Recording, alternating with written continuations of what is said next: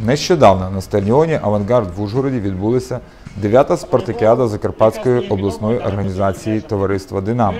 Вже багато років прапори фізкультурно-спортивного товариства «Динамо» майорять на багатьох стадіонах, на багатьох спортивних площадках. Висока професіональна майстерність, сила волі силовиків, які об'єдналися вокруг спорту, навколо спортивного товариства «Динамо», дають можливість досягнути високих результатів в спорті. У змаганнях з професійно-прикладних олімпійських та неолімпійських видів спорту взяли участь команди обласних управлінь внутрішніх справ, Управління Служби безпеки, Державної служби надзвичайних ситуацій, Чопського та Мукачевського прикордонного загонів, митниці тощо.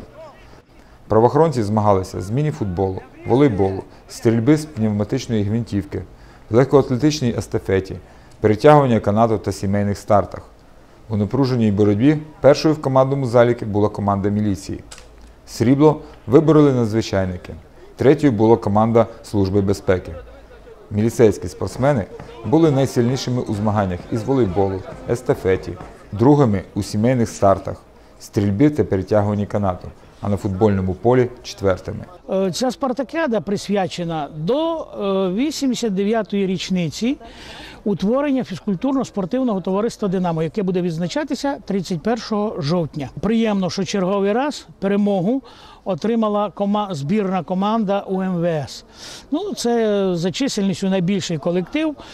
Також на другому місці посіла команда управління Державної служби з надзвичайного стану.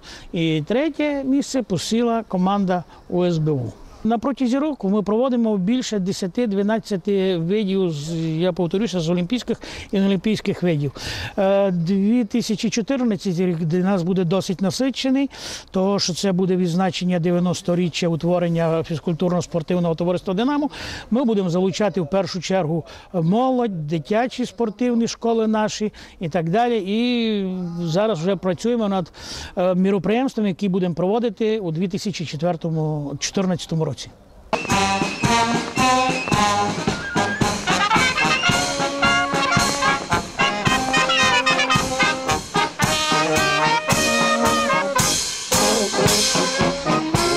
А також вихованка Закарпатської школи фехтування Вікторія Титова стала фіналісткою з чемпіонату СССР серед юніорів, в подальшому дворазова чемпіонка України серед дівчат, призерка чемпіонату республіки серед юніорів.